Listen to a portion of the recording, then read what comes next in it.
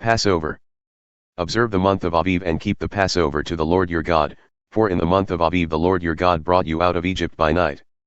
And you shall offer the Passover sacrifice to the Lord your God, from the flock or the herd, at the place that the Lord will choose, to make his name dwell there. You shall eat no leavened bread with it. 7 days you shall eat it with unleavened bread, the bread of affliction, for you came out of the land of Egypt in haste, that all the days of your life you may remember the day when you came out of the land of Egypt. No leaven shall be seen with you in all your territory for 7 days, nor shall any of the flesh that you sacrifice on the evening of the first day remain all night until morning. You may not offer the Passover sacrifice within any of your towns that the Lord your God is giving you. But at the place that the Lord your God will choose, to make his name dwell in it, there you shall offer the Passover sacrifice, in the evening at sunset, at the time you came out of Egypt. And you shall cook it and eat it at the place that the Lord your God will choose. And in the morning you shall turn and go to your tents.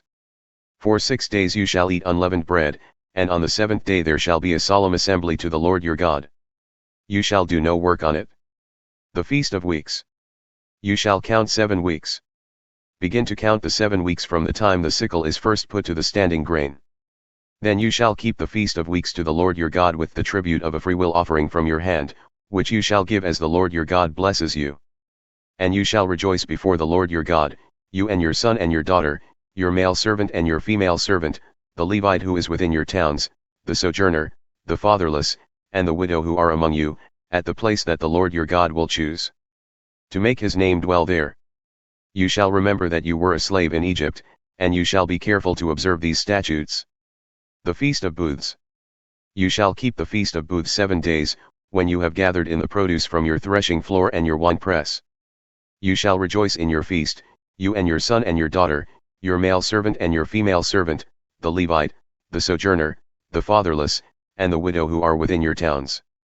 For 7 days you shall keep the feast to the Lord your God at the place that the Lord will choose, because the Lord your God will bless you in all your produce and in all the work of your hands, so that you will be altogether joyful. 3 times a year all your males shall appear before the Lord your God at the place that he will choose, at the Feast of Unleavened Bread, at the Feast of Weeks, and at the Feast of Booths. They shall not appear before the Lord empty-handed. Every man shall give as he is able, according to the blessing of the Lord your God that he has given you. Justice. You shall appoint judges and officers in all your towns that the Lord your God is giving you, according to your tribes, and they shall judge the people with righteous judgment. You shall not pervert justice. You shall not show partiality, and you shall not accept a bribe, for a bribe blinds the eyes of the wise and subverts the cause of the righteous.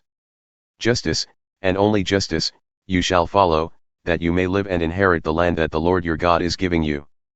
Forbidden forms of worship.